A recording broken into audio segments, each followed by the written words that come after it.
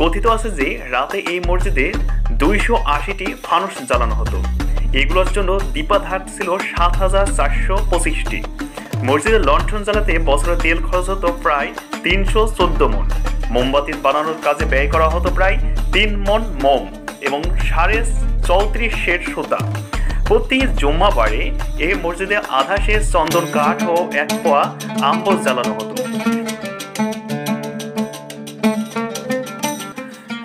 সালটা 929 সাল। স্পেনে তখন উমাইয়া খিলাফত প্রতিষ্ঠা করেন দ্বিতীয় আব্দুর রহমান। এই সময়ে কর্ডোবা নগরী হয়ে উঠেছিল ইউরোপের বাতিঘর। মর্যাদার দিক থেকে এর অবস্থান ছিল বাগদাদ আর কনস্টান্টিনোপলের পাশাপাশি।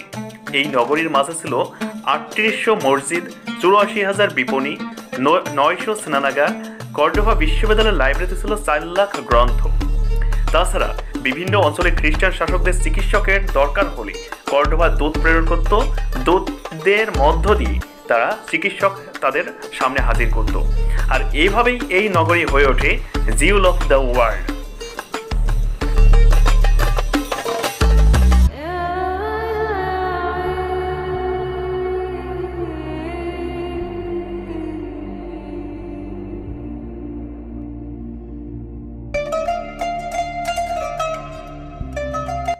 আপনি জানেন কি, প্রথম কৃষকদের কথা মাথায় রেখে মধ্যযুগে কোথায় সেচ প্রকল্প প্রথম কোথায় আবিষ্কার করা হয়? এটা হয়তো আপনি জানেন না। এটা সর্বপ্রথম আবিষ্কার করা হয় মধ্যযুগীয় স্পেনে, যেটা আন্দালুসিয়া নামে খ্যাত। আর আপনারা এখন যেটা স্ক্রিনের মধ্য দিয়ে দেখতে পাচ্ছেন, এটা হচ্ছে সেই প্রথম সেচ প্রকল্প আবিষ্কারের পানি সেচের ব্যবস্থার জন্য তৈরিকৃত মেশিন, যেটা মুসলিমরা তৈরি করেন। চলুন আপনাকে আরো কিছু জিনিস